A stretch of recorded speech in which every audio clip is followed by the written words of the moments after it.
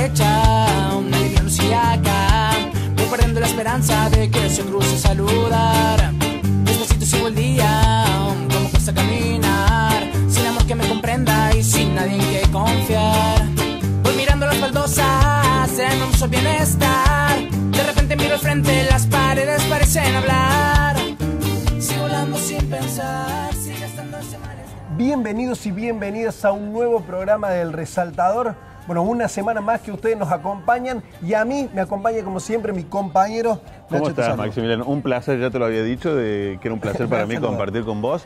Bueno, saludar a toda la gente que está del otro lado. El 10º programa del Resaltador acá en la pantalla de Canal C. Agradecer también a ustedes que están desde el otro lado. Bueno, hoy con una temática más que interesante. No es un tema que ha surgido ahora, sino que viene con un tiempo ya. Exactamente, es una cuestión, como decís vos, histórica, que tiene que ver con la relación Estado-Iglesia. Es una cuestión compleja de tratar, que de hecho a nosotros, periodistas, se nos complicó conseguir información para tratar de poner sobre la mesa y en este programa toda la información, no posicionarnos nosotros, sino que la gente del otro lado, bueno, vea cuál es la situación actual en el país. Así es, esa es nuestra idea, poder mostrar cuáles han sido las iniciativas legislativas, tanto a nivel nacional como provincial, de separar económicamente el Estado con la Iglesia Católica y la religión, básicamente, ¿no? Exactamente, eso vamos a estar tratando en el día de hoy.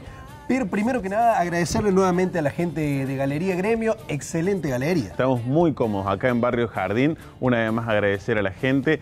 La verdad que muy cómodos y esperamos seguir acá, ¿no? Sí, pueden llegarse en la calle Richieri 3331, como decías vos, Nacho, en Barrio Jardín. Y también comentarle a la gente, estamos a poco tiempo del Día del Amigo y bueno, el Resaltador algo tenía que hacer.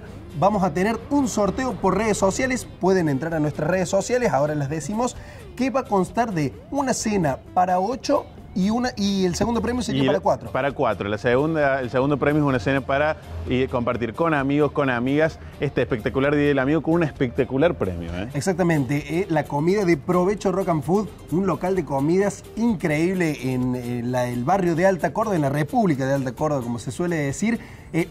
Es una mezcla entre comida y rock. Es decir, si no te gusta el rock, la comida te va a gustar seguro. Si no les gusta la comida, van a escuchar buena música también.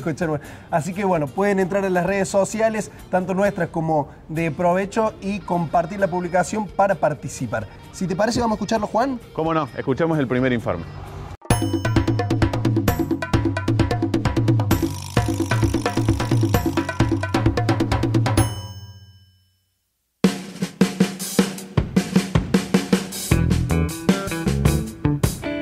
La Iglesia Católica está dotada desde su inicio por la organización propia y por el ordenamiento jurídico específico que tiene. Este sistema de derecho es comúnmente conocido como derecho canónico y hace especial alusión a su principal fuente normativa, los cánones o los acuerdos conciliares. En este sentido, la institución católica cuenta con sus propios tribunales, abogados, 2 códigos completamente articulados e inclusive con sus principios generales del derecho.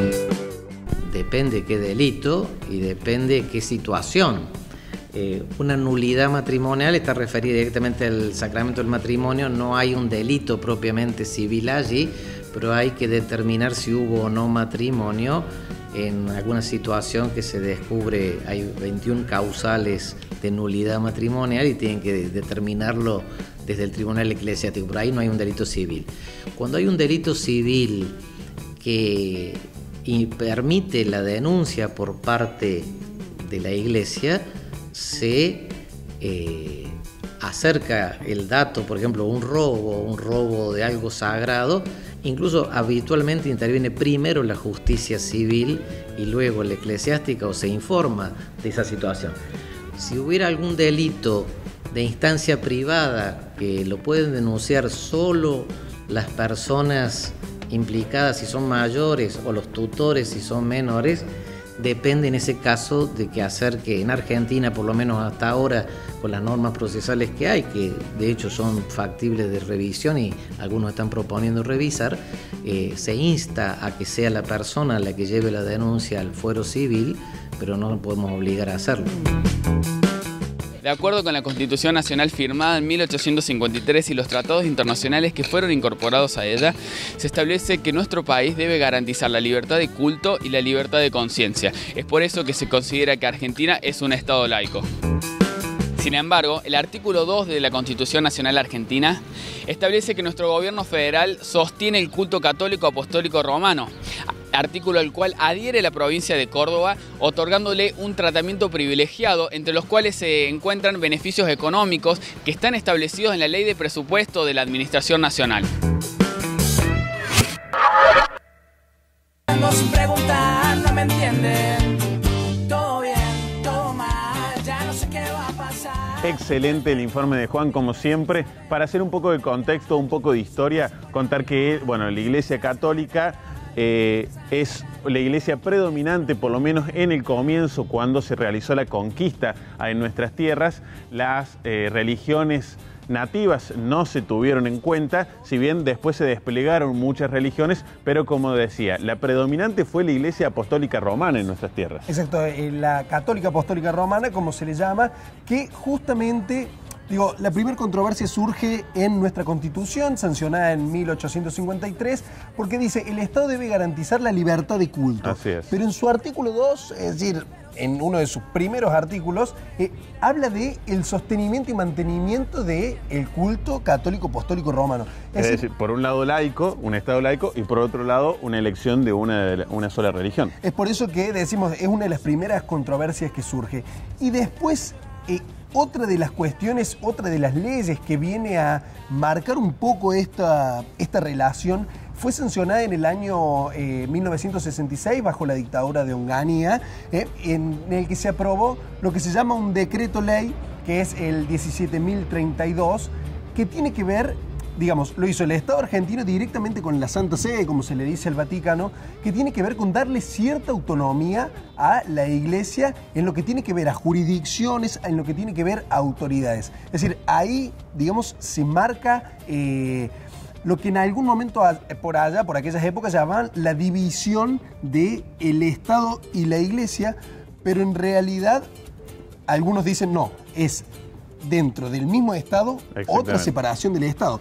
Por eso lo que nosotros planteamos cuando decimos que hay una relación es más que nada económica. Así es. En cuanto a la relación económica que vos decís, también en la época de la dictadura militar se aprobaron algunos decretos por el cual Nicolás del Caño, del PTS, diputado del Frente de Izquierda, diputado nacional, creó un proyecto de ley y acá nos contaba de qué se trata.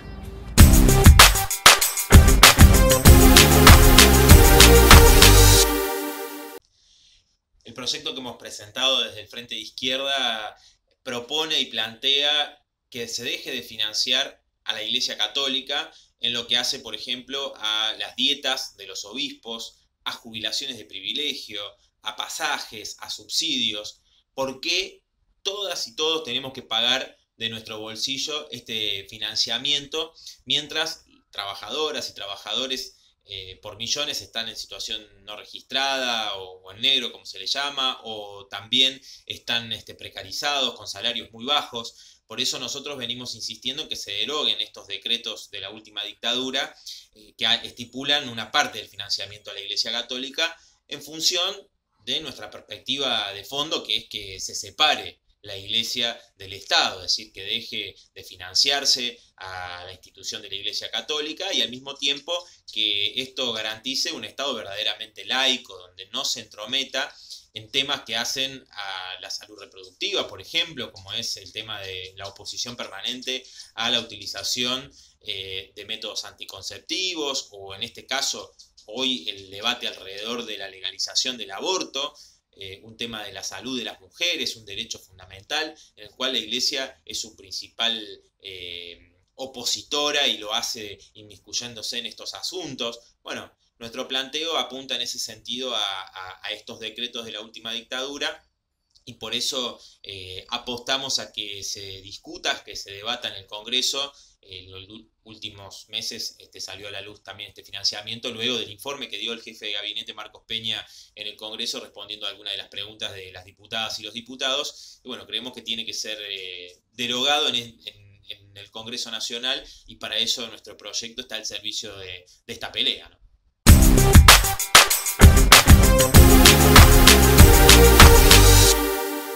Bueno, ahí pasaba el diputado nacional Nicolás del Caño, que tiene un proyecto de ley a nivel nacional junto con el partido del Frente de Izquierda para derogar la ley 17.032 que explicábamos hace un rato y también una serie de decretos firmados en la dictadura militar. Decretos como el firmado por el mismo Rafael Videla en el año 77, que establece jubilaciones para ciertas autoridades eclesiásticas como obispos, arzobispos y auxiliares, que representa un 70% del porcentaje del sueldo actual que tienen esas autoridades, que ronda aproximadamente entre 46.000 pesos y corresponde al de un juez nacional de primera instancia.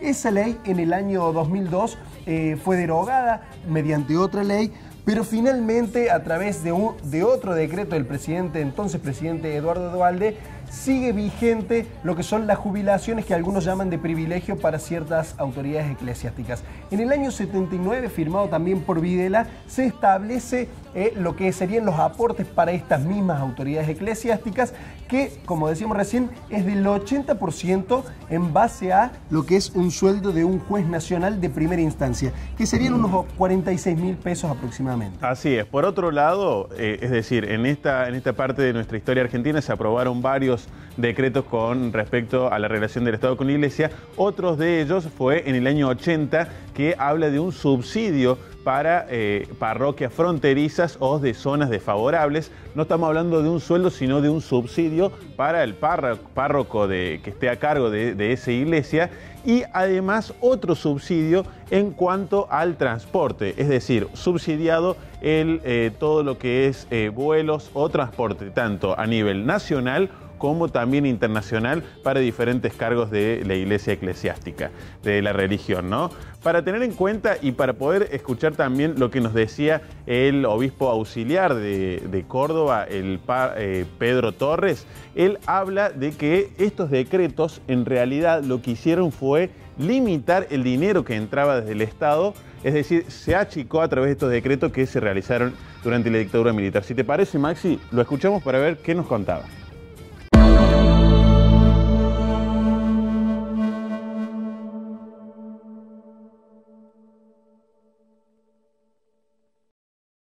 El gobierno de Videla le puso cifras a eso y lo redujo, porque de hecho, si era aporte a la evangelización, con un sueldo no se puede mantener una diócesis de 2 millones de habitantes, te cuento, puede que el aporte hoy del Estado a la Iglesia, hasta hace unos años se decía que era si bien en el presupuesto nacional es el 0,00003%, para la Iglesia significaba un 7% de sus necesidades a los años 99, que hubo un estudio.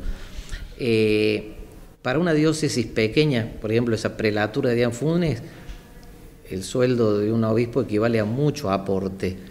Para una diócesis como Rosario, Córdoba, Buenos Aires, ciertamente es una gota en el mar comparado con todas las necesidades que hay.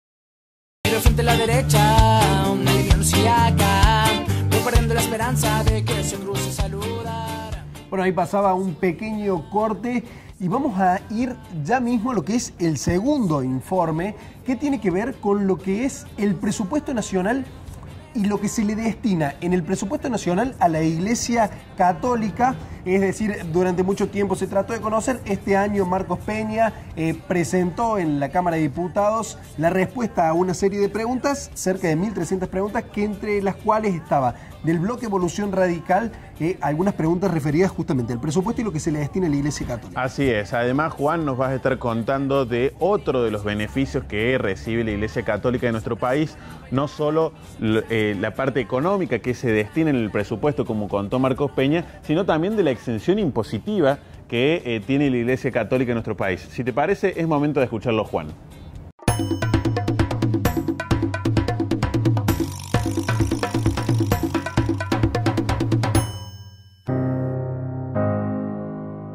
Este año y durante el inicio de sesiones del Congreso de la Nación, el jefe de gabinete Marcos Peña respondió a través de un informe 1.300 preguntas de diputados y diputadas, entre las cuales se ubicaban y se encontraban también las de Evolución Radical, que iban dirigidas directamente a la relación existente entre la nación y la Iglesia.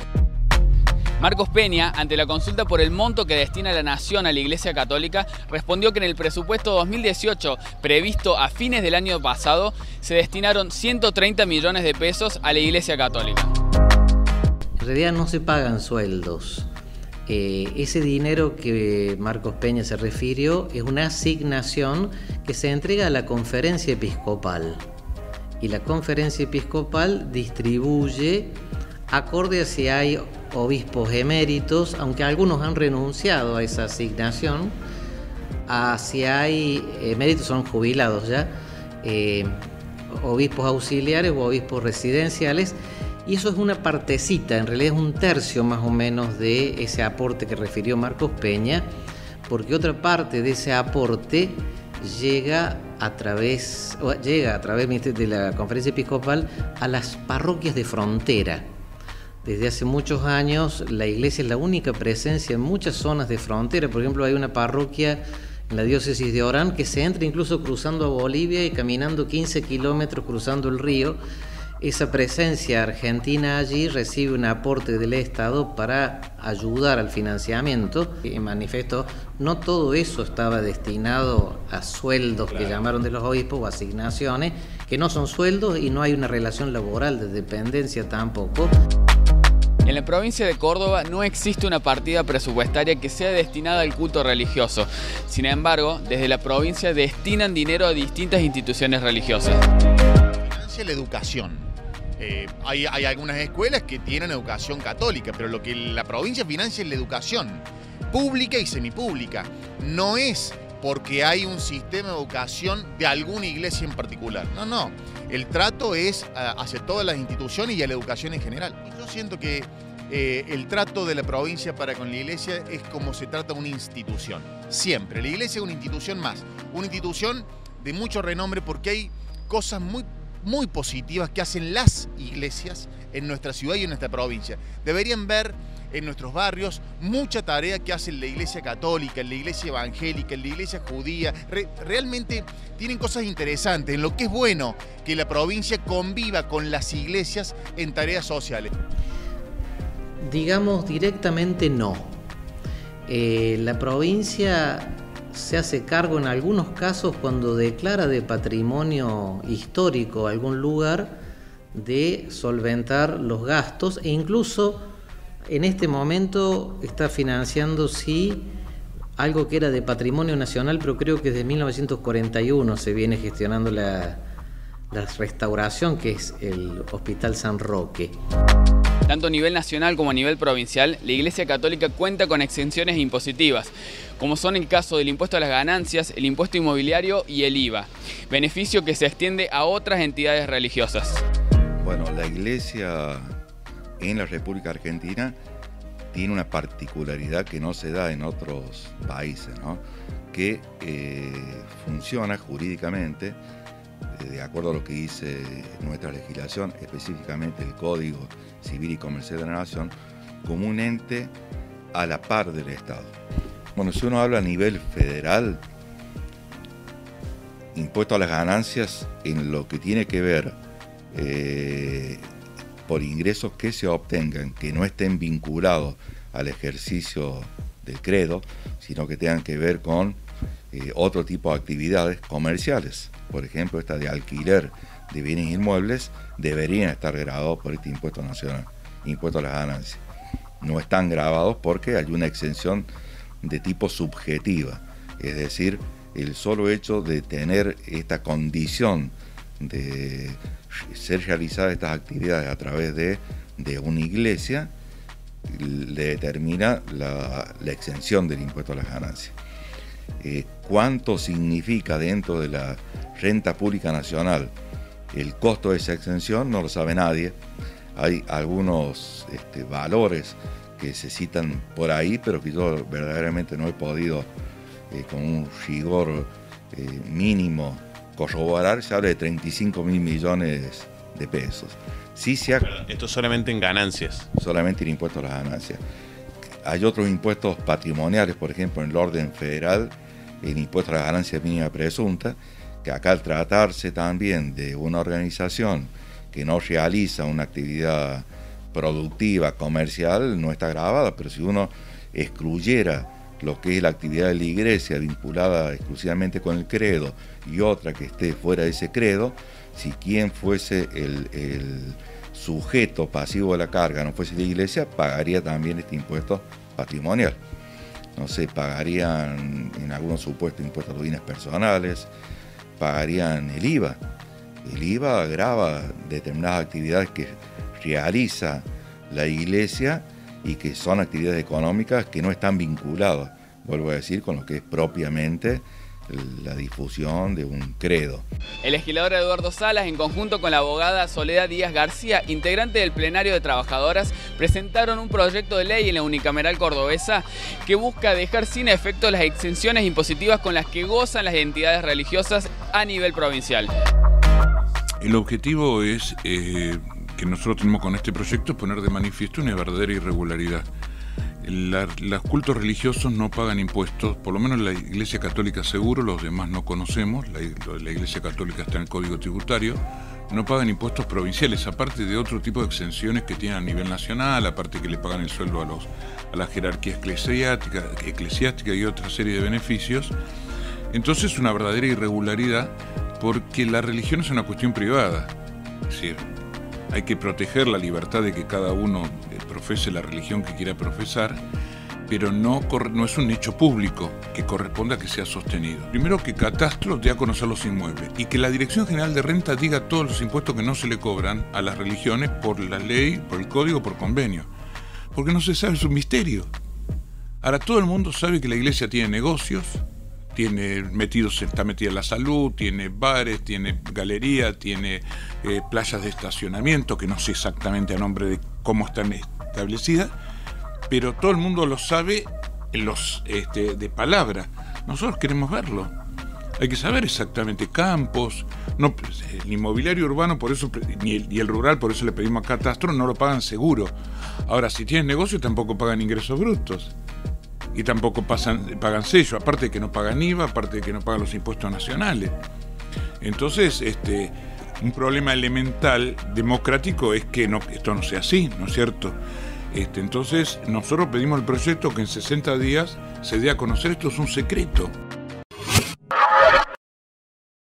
Ahí pasaba un informe muy completo de Juan, en el que se entrevistaron a distintas fuentes, como para hacer esto que decíamos en un principio, tratar de poner sobre la mesa las distintas opiniones que hay y van más allá de las opiniones. Una cosa a tener en cuenta, que cuando entrevistábamos a los funcionarios provinciales o también nacionales, comparaban por ahí la institución de la iglesia con otras instituciones, pero hay que tener en cuenta que los cultos religiosos gozan de otras exenciones impositivas, como son las del impuesto a las ganancias, que por ahí un club no lo hace, y aclarar que no es de la propia iglesia, digamos, no de la actividad eclesiástica, claro, sino de ciertos comercios que maneja la iglesia. No siempre de los templos, por ejemplo. Exactamente, sino de comercios que tiene la propia iglesia y que, bueno, goza de ciertas exenciones impositivas. Con respecto a Marcos Sequeira, que lo vamos a escuchar a continuación, el tributarista de acá de Córdoba, nos decía en cuanto a lo que dijo el jefe de gobierno, Marcos Peña, que el jefe de gabinete, que el presupuesto para el año 2018 destinado a la Iglesia Católica fue mayor de lo que dijo Marcos Peña y que además hay otro monto del presupuesto destinado al refaccionamiento por parte de la Nación para estructuras o para el inmobiliario que forma parte de la Iglesia Católica. Lo escuchamos a Marcos Sequeira.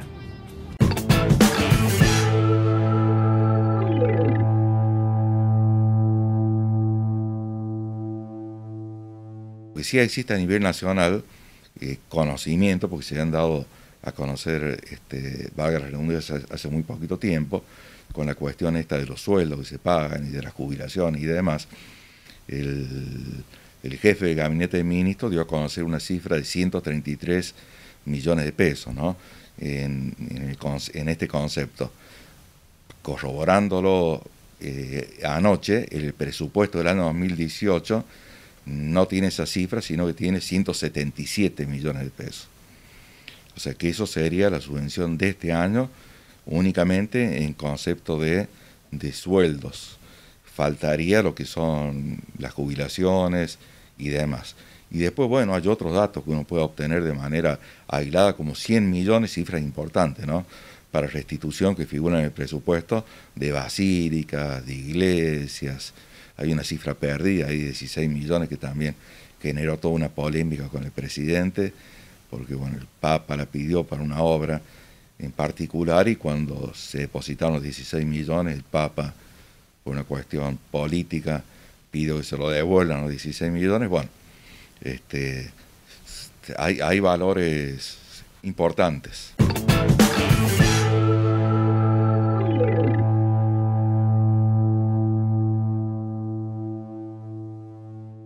Entrando ya a la parte final de este programa, contar que existe en nuestro país una campaña federal que tiene el objetivo, como el que contaba Nicolás del Caño, de separar en cuanto a lo económico el Estado argentino de la Iglesia Católica. Sí, no solamente lo económico, sino que también, bueno, algunas personas dicen la iglesia influye mucho en el Estado y sobre todo en discusiones como la del aborto. En lo que es materia educacional, por ahí se decía, bueno, también hay un presupuesto asignado en lo que es educación, pero ahí hacer esta distinción cuando hablamos con Miguel Siciliano de que acá en Córdoba y normalmente en el país se le destina lo mismo a una institución católica que a una institución privada bilingüe, por ejemplo. Es decir, no hay ahí una distinción de que por ser católica se le destina mayor dinero, sino que se subsidian los sueldos docentes y de las materias aquellas que están en la currícula nacional y provincial. Así es. Como decíamos al principio, nuestro objetivo es poder mostrar lo que sucede con esta temática, cuáles son las diferentes posturas. Bueno, recordamos, sorteo del Día del Amigo, ¿eh? Exactamente, vamos a estar sorteando, si no me equivoco, el jueves 19, así que pueden entrar a nuestras redes sociales para participar de este sorteo. Sí, se hace en Facebook y también en Instagram. Va a estar bastante complicado, vamos a ver qué pasa ahí. Agradecemos a la gente de Provecho por participar con nosotros en este sorteo y a la Galería Gremio, la calle Richeri 3331, muchas gracias por darnos una vez más el lugar. Nos quedamos sin tiempo. Maxi, te saludo hasta la semana que viene, el próximo sábado. Agradecer una vez más a la pantalla de Canal C. ¿Nos vamos? Nos vamos. Hasta la semana que viene.